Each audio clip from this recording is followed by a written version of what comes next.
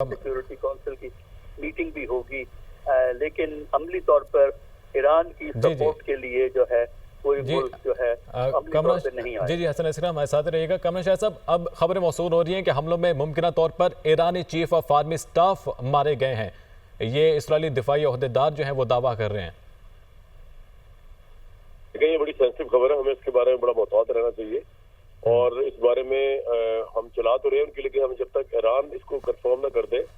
इस पे बिलीव नहीं करना चाहिए। मैं तो इसलिए कहूँगा इसके ऊपर इस पे तब तक बिलीव नहीं करना चाहिए जब तक ईरान की जानिब से जो है वो कंफर्मेशन नहीं आ जाती। ठीक है हसन असगरी साहब, अब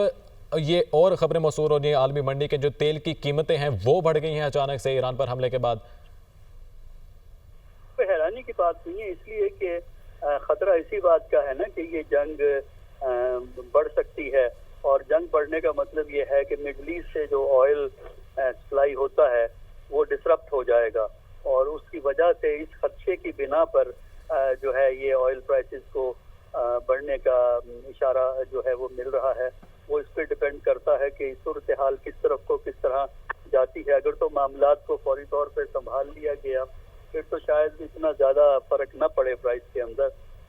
लेकिन अगर ये मामले बढ़ गए, जंग की सूरत इख्तियार कर गए, ईरान ने जवाबी कार्रवाई की, तो उससे फिर मामलात जो हैं वो बिगड़ जाएंगे और ऑयल प्राइसेस जो हैं वो बढ़ जाएंगी, और उसके अलावा पूरे खित्ते के अंदर इंस्टेबिलिटी के इम्कानात जो हैं वो हमें ज़्यादा नज़र आएंगे। तो लिहाजा ये जो डेवलपमेंट्स हैं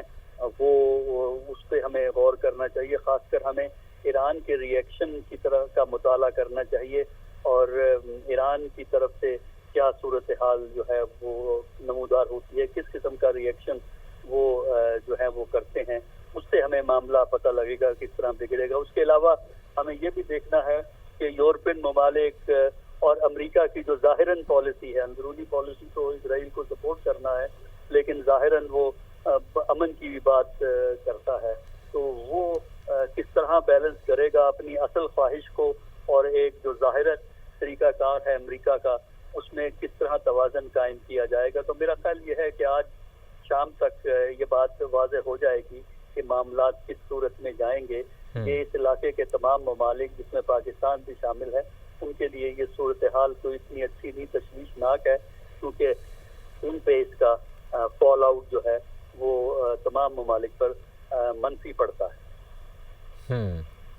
कमरा शाह साहब, अब इसराइल ने ऑपरेशन का नाम राइजिंग लाइन इसका नाम जो है वो रख दिया है,